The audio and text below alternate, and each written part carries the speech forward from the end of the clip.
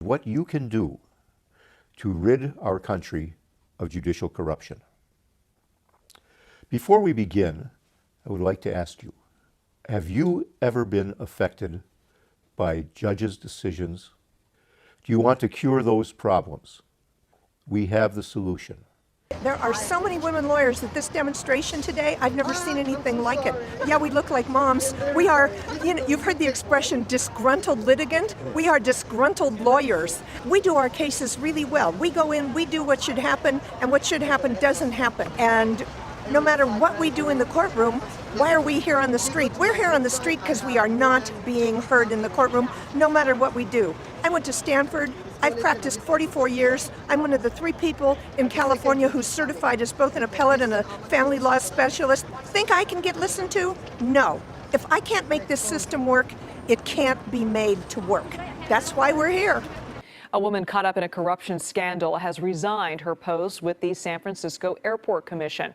Linda Creighton is citing medical reasons, but her attorney says she is the unnamed commissioner in an indictment involving San Francisco's public works director. The complaint says Creighton did not accept the bribe, but it also alleges she met several times with Nuru and Bovis, which would be illegal under California ethics rules. Mohamed Nuru, the former head of the Department of Public Works out in San Francisco, who's going down on some corruption charges, we're now learning that the current mayor of San Francisco dated him. Now, she will have you believe that we dated very briefly 2 decades ago and we remain friends to this day, and I was very surprised to hear about what was going on. Yeah, right. Nobody's buying it. Absolutely nobody's buying it. And she says that in the spirit of full transparency, she's going to disclose in her upcoming financial statement about the city that she received a gift of $5,600 from Nuru to help her get her car fixed. It doesn't make any sense. You're the highest paid mayor in the country and you didn't have enough money to get your car fixed, so you borrowed it from the corrupt public works guy? What? If anybody is purchasing what Mayor London Breed is selling, I've got 3 bridges in Brooklyn to sell you. These people are so corrupt, it's awful. And she doesn't even really deserve the position. She only became mayor because the former corrupt Chinatown gangster, Ed Lee, died at a Safeway while he was mayor. On how Mohamed Nuru gained such influence in the city. The reverberations have not stopped here at City Hall, where a push to reform DPW could start as soon as tomorrow. I will say that surprised and, of course, very disappointed. There's no question he should be fired immediately. This is a behemoth department with hardly any oversight at all, which is a recipe for something like this to happen. In many respects, Nuru's power was unique. He was appointed head of public works by Mayor Ed Lee, a man who was himself a former head of public works. Homeless shelter and public restroom scheme. So this could actually go a lot further than only him and only the people who are named. San Francisco is lawless. The police are not able to do their job as police because we don't have the law for the police to do their job. See my kids or my grandkids having futures in San Francisco, the way that it's worse than third world. I worked for the government for 15 years. San Francisco, we had about 900,000 residents. And we had about 32,000 employees. My union, we had about 16,000 government employees. So when we go into different meetings, and I realized that there are a lot of things, they do it on purpose. So the money can make circles going to nonprofits, organizations. In San Francisco, we had about 992 nonprofit organizations. And many of the organizations, they repeat the same services, which means the services may or may not needed by people, but because nobody checked. So we will continue to see drugs. In my opinion, the current administration to support the drug dealers, welcoming the drug dealers to come to San Francisco and selling more drugs to drug people and then send them to rehab. Will, I'm not sure if you know, they need the homeless to get the public money for themselves. We, in California, we had about 170,000 homeless throughout California. And San Francisco, we had about, I would say, about 15,000 now. And on an average night, a minimum 4,000 people sleep on the street. The government paid $3,900 to $17,000 a person, a homeless, a month. More than 100 people crowded into the mayor's office today. Well, they want San Francisco's mayor to allocate $500 million. I think we're all just feeling very shocked and disrespected. I really understand where they're coming from. This year's city budget includes $7 million in new funding for housing subsidies for seniors, plus $6 million in subsidies from the Department of Disability and Aging Services. Prop A also includes $150 million for new affordable senior housing properties. Earlier this year, the mayor introduced a charter amendment that would have rezoned public land for affordable housing and teacher housing, but the Board of Supervisors voted that down. It would be nice for those same people to march on City Hall and demand that this board supports the kinds of policies that are going to help cut that bureaucratic red tape so that we can get the housing built yesterday. They all say they want to see more of is what Patricia Enriquez has. She's been living in the International Hotel, a 100% affordable housing complex for low-income seniors in Chinatown. It pays 30% of her income toward rent. Well, what could happen here, Susie? I mean, is it even possible for them to get the money that they're asking for? It's kind of a yes and no. San Francisco has a very large budget, more than $12 billion. Just about a year after proclaiming he was not guilty of judicial corruption, Angus McGinty today changed his plea to guilty. Our Jessica Gallardo says instead of the 20-year maximum, a plea bargain that was reached will mean a 2-year sentence for the former state district judge. No longer behind the bench, Angus McGinty went before a federal judge to admit his guilt on one count of honest services wire fraud, that being depriving citizens of those services as judge by soliciting and accepting bribes from attorney Al Acevedo, including free repairs on the judge's 2 Mercedes in return for lenient sentences. Acevedo has pled guilty as well and awaits sentencing. In McGinty's plea bargain, he pleads guilty to accepting benefits knowing the purpose behind them was to influence him to exercise his official discretion as judge of the 144th District Court in favor of Acevedo and his clients. The U.S. attorney who prosecuted the case says individuals who abuse positions of trust for private gain will be held accountable. A recent Watchdog report estimated that almost half of all Americans think the U.S. justice system is corrupt. It is also approximated that over 2.5 million individual bribes are paid within the judicial system each year. In the early 2000s, 2 Pennsylvania judges sent thousands of children to a juvenile detention center in exchange for financial kickbacks from detention center operators. Judges occupy a particularly privileged status within the judicial branch. Although federal judges and Supreme Court justices have lifelong terms, in many states, judges must still run for re-election. While elections are supposed to hold local judges accountable to their constituents, it can often create conflicts of interest, just as it does with politicians. One 2004 case, an Illinois judge won an appointment to the High Court, partially thanks to financial support from a large insurance agency. Suspiciously, the judge later voted to overturn a $1 billion lawsuit against that agency, leading to a federal investigation of the circumstances. As judges are usually unopposed in their rulings, they hold the power to make dishonest judgments for financial gain, as in the Kids for Cash scandal. In a 2013 case, a Texas state judge was convicted of receiving more than $250,000 in bribes and kickbacks in exchange for favorable rulings. Some judgments were even sold for as little as $300 apiece. Judges with tenure and lifelong terms also pose a problem because they are essentially incontrovertible. The American judicial system plays one of the most important regulatory roles in society. While an overwhelming majority of judges play by the rules, the lack of oversight and accountability leave the door wide open for corruption. Watchdog groups and media reports indicate that corruption is clearly present within the judicial system, but prosecution is difficult when those in question are the ones interpreting the law. This is America, this is California, and this is San Francisco. Just this. I'm John Dennis. I'm running against Nancy Pelosi. Yeah! I want to thank Ellen for organizing this today. This is way overdue. San Francisco has been corrupt for ages. You know, this city spends $12 billion per year. That's more than 13 U.S. states. Where is the money going? I'm going to say right now, I want a federal investigation, an independent investigation of San Francisco's finances and San Francisco's spendings. That's our money. It's time that the federal government get involved and find out what's going on inside of City Hall. I'm going to catch you when all the cameras are around and I'm going to you up. This absolute bigot came out of the woodwork. And guess what? The man who threatened San Francisco GOP chairman has been identified as a school social worker. Democratic State Senator Leland Yee was in a San Francisco federal court after being arrested and indicted on charges of conspiracy to commit wire fraud and traffic firearms. Yee, who is also running for California Secretary of State, is accused of consorting with notorious felons, accepting thousands of dollars in campaign donations, and of promising undercover FBI agents that he could provide connections to international gun runners. 26 people, including former San Francisco School Board President Keith Jackson, were indicted on charges linked to an extensive crime ring. Good old-fashioned, homegrown voter fraud. Let's look at 3 of the worst offenses. Example number 1, bloated voter rolls. In 244 counties across the United States, there are more registered voters than there are people legally eligible to vote. 29 states have counties with more registered voters than legal residents, and 8 states have more registered voters than actual voting age people. 24 million voter registrations in the United States are either invalid or significantly inaccurate. And nearly 3 million people are believed to be registered to vote in more than one state. It's very easy to exploit our voting system. But phony voters on the rolls is just one threat to election integrity. Here's example number 2, ballot harvesting. In 2016, the state of California, one of the states with more registered voters than citizens, became the first state to legalize the practice of ballot solicitation. In California, organizations with a clear political agenda are legally permitted to go to a location, say a nursing home or a church, and literally harvest ballots. The third party then transports these ballots to a polling place or an election office. This raises an obvious question. Once this third party collects the ballots, what's to stop them from changing them? On election night in 2018, California Central Valley Republican Congressman David Valadao held a 5,000 vote lead over his challenger, Democrat TJ Cox. But wait, there were late ballots still to be delivered by the third-party vote harvesters.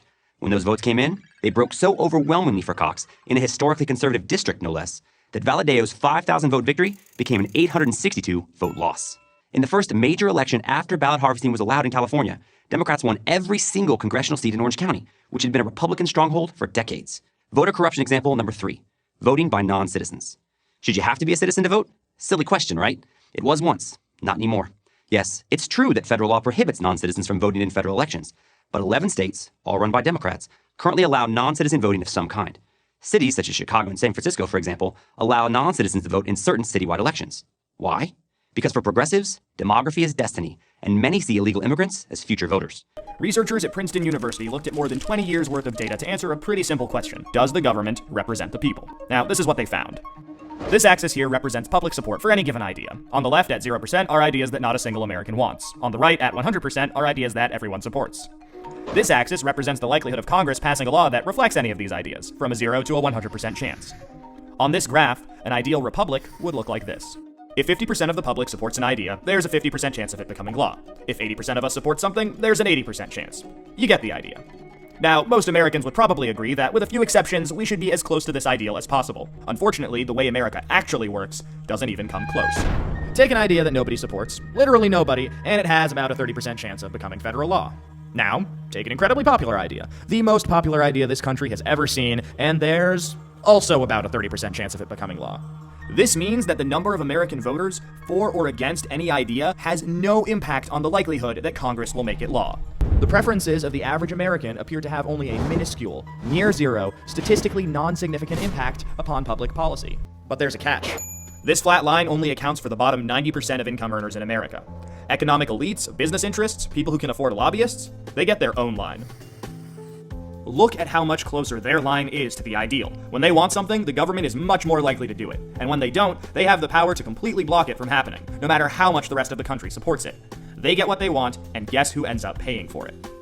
We pay for it with the most expensive healthcare in the world. We pay for it with a tax code that's a complete mess. We pay for it with internet that's slower and more expensive, with wasteful spending, a floundering education system, a catastrophic drug war, and 1 in 5 American children born into poverty. Almost every major issue we face as a nation can be traced back to this graph. How does this happen? Well, just follow the money.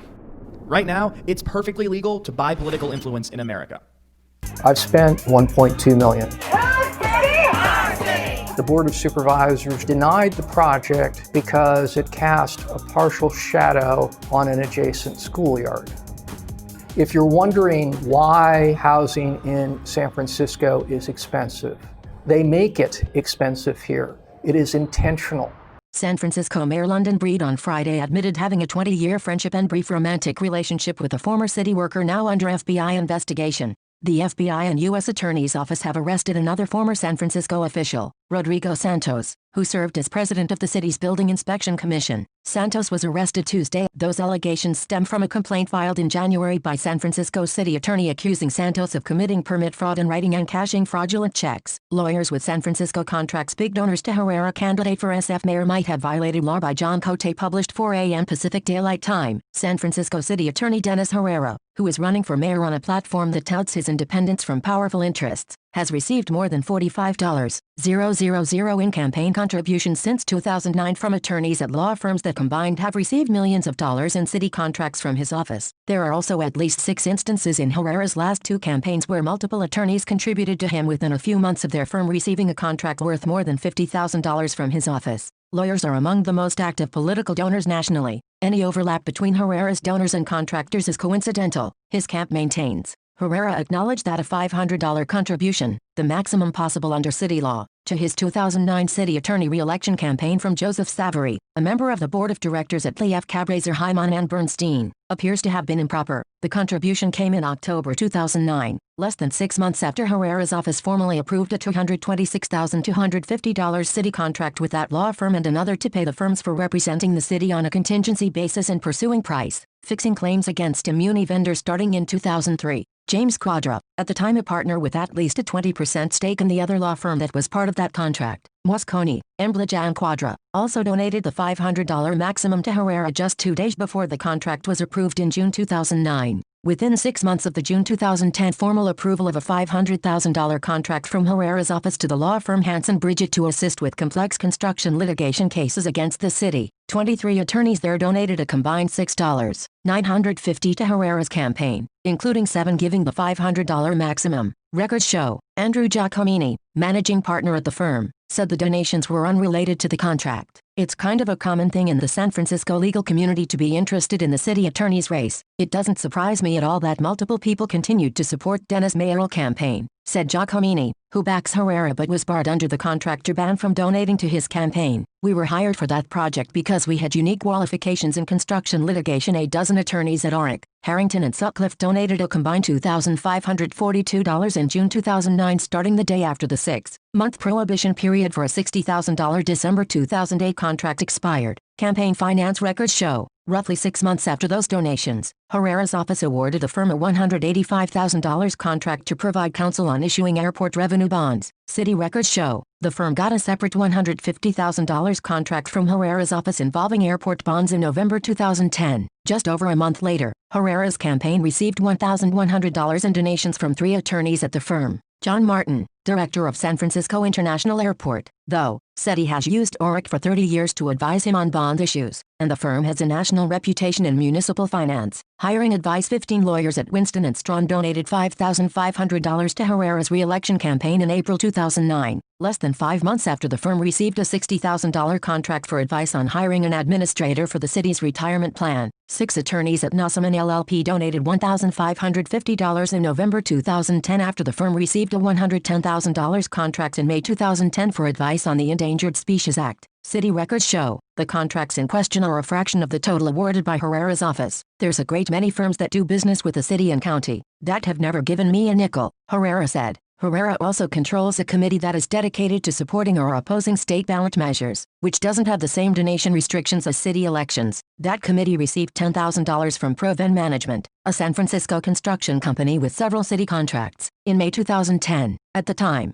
the committee was designated to oppose Proposition 17, an auto insurance rate proposal largely viewed as anti-consumer. Herrera's office had settled 3 lawsuits involving construction disputes with Proven in 2005 and 2007. City records show, the next month, Herrera's state committee also received a $10,000 contribution from Fuel Outdoor, a billboard and advertising company that Herrera's office had settled a lawsuit with in 2008 over disclosing information about their signs. Herrera said the donations had nothing to do with prior settlements. My state committee was designed to help me fight for issues that I thought were of importance, Herrera said. I was appreciative of any help that I received. Email John Cote at jcote@sfchronicle.com. You may have been asking how to change San Francisco for the better. Well, this is a plan that has much to offer for everyone here. The solution, according to my calculations, between the number of city workers, the low-income housing residents in welfare, and the rent control tenants under government subsidies, these groups must be brought along in this proposed plan you are about to hear. As they will hold the majority at election time, these groups will surely be persuaded to embark in a virtuous cycle that will benefit them tremendously. Stay with me as I expand on this plan to make San Francisco wealthy, clean and prosperous.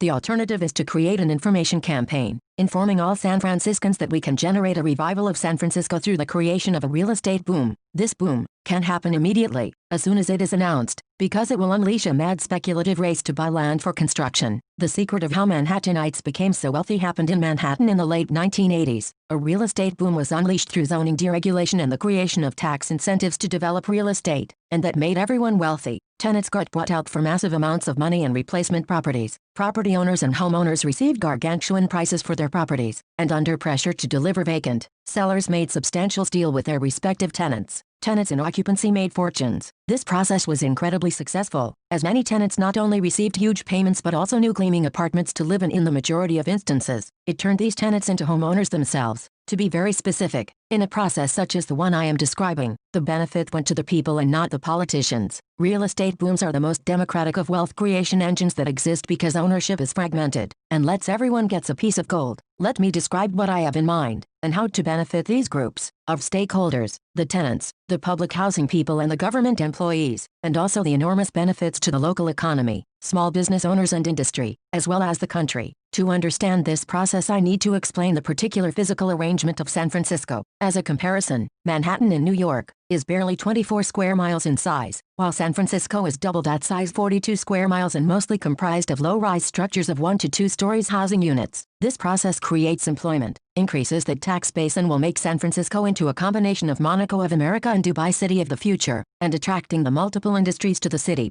Just to give you an idea, Manhattan is 24 square miles, while San Francisco is 42 square miles. That is double the size of Manhattan, and populated by less than 320,000 housing units, mostly all single-story and obsolete buildings. A zoning deregulation will unleash this process so fast, almost immediately. In the first stage, only days or weeks of being announced, the land purchasing process takes place. This process generates massive revenue in the form of transfer taxes, as well as banking deposits and a massive increase in the fractional reserve system. Bank will love this first stage as it generates mortgages and construction loans by the bucket. The immediate next effect is brokerage fees and employment, architects, construction workers, and construction industry suppliers and their networks. For every new construction worker added, another 30 jobs are created. At this stage, city, schools, transportation deficits are completely erased. A zoning deregulation means that we change the city zoning code to permit the maximum construction height that is technologically possible. Real estate investors will then calculate their costs based on the maximum height they can build, which under current construction technology could be as high as 100 stories, which in turn means that a single plot of land can have a profitability ratio of 100 times the current structure. Imagine, a developer parented with an opportunity such as this one will be willing to pay multiple times for a plot of land the price that would have been achieved under the current restrictive zoning rules. This is why tenants will also be able to participate in this gold rush and benefit directly. It is a win-win for everyone involved. Just to make sure that politicians don't use their power to buy themselves before this process takes place,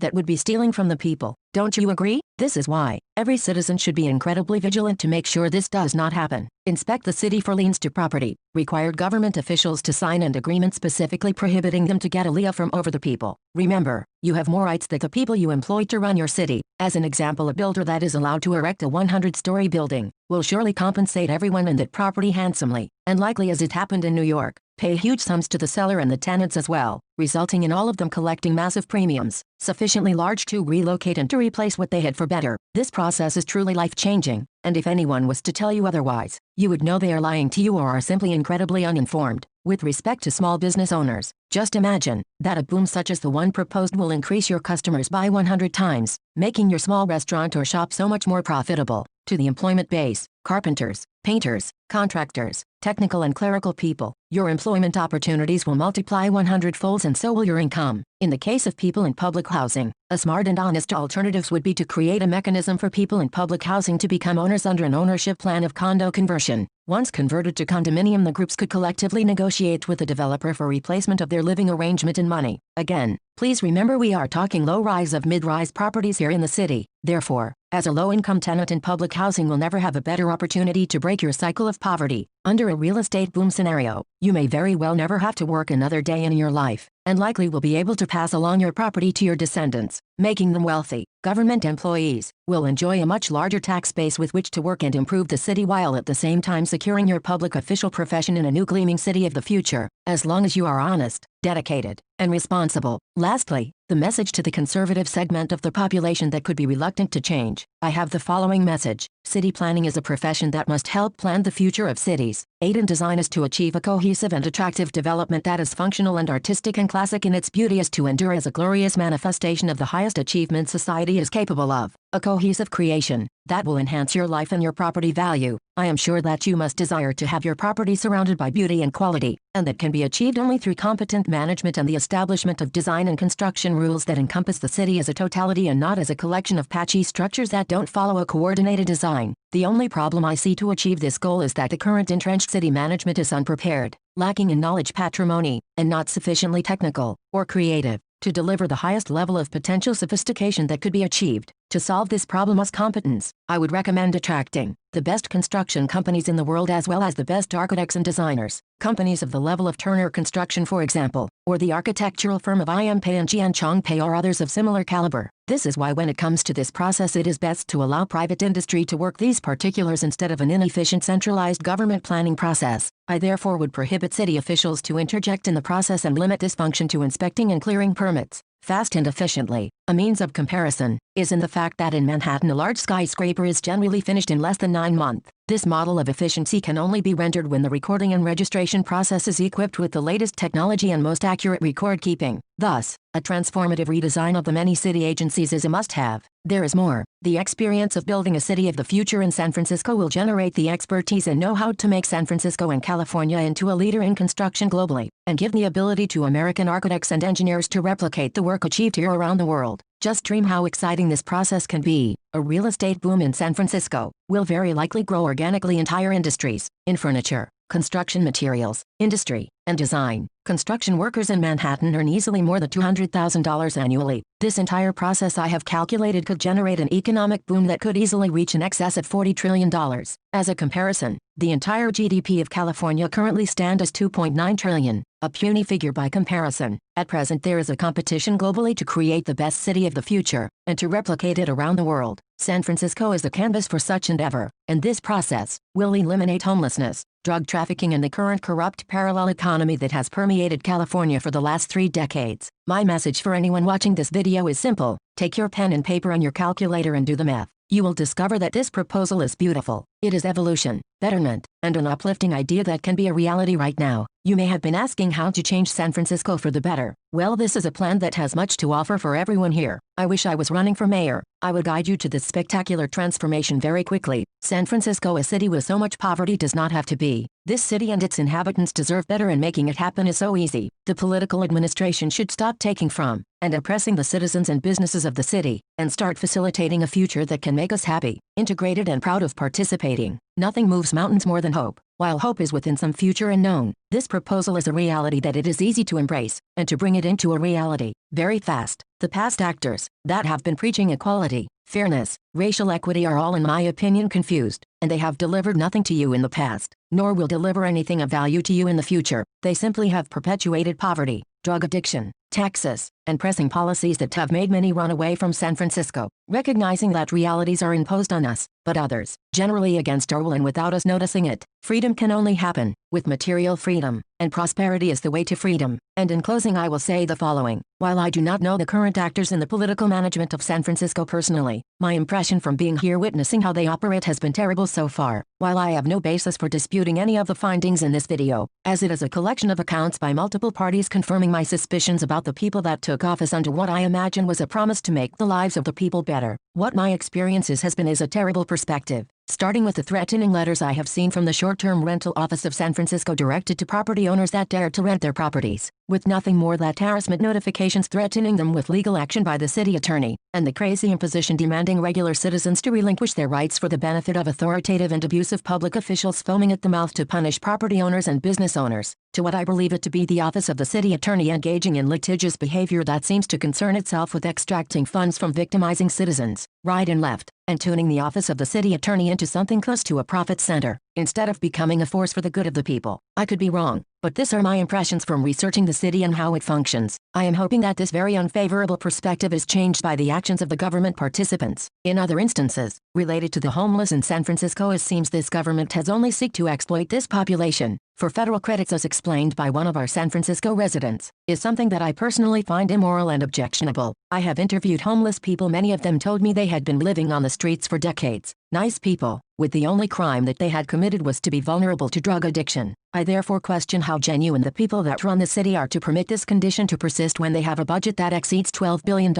annually. City officials, I know I could be unfairly characterizing you, but you should listen to what I am saying closely, because I believe that the great majority of the citizens are asking these same questions. How is it that you are not implementing a solution? Here I will give you a solution to the homeless problem that will immediately resolve the issue, and will humanly help these citizens. You could invest for a lot less money than what you are spending in this problem now, in buying some land in San Mateo County, where there is a lot of land and really cheap land, and building rehabilitation centers, or better financing the down payment to facilitate these centers so that experts in this field, psychologists and psychiatrists, medical doctors, dentists and nurses could create a gleaming world-class industry in the area that will serve the needs of the population and help them integrate back to society while at the same time, if well planned, creating yet another world-class industry for San Francisco. A properly implemented solution can be a profitable venture where the homeless and the taxpayers all win. My message to you, dear current politicians in office, stop objectifying the citizens of the city as if they are your fish farm to harvest at will. You serve us the people and not your own interest. We ask you to create a reality, to advance a so-called progressive agenda, that you can do inside your own home with your own members of your family that will agree to subject themselves to your imperative demeanor. We the citizens have had it with the abuses of power, the broken rules and ordinances that are passed by untrained government employees. You must supervise, you must improve, you must correct the code as you are a person learned in the law. Systematizing the legal system for your own benefit is a clear issue that everyone already sees. We are listening, we are watching, and you are in no way going to be able to pull the wool over our eyes again. The people are smart, they think, and now they know. By SN July 8, 2020, I hope you change and become a force for good.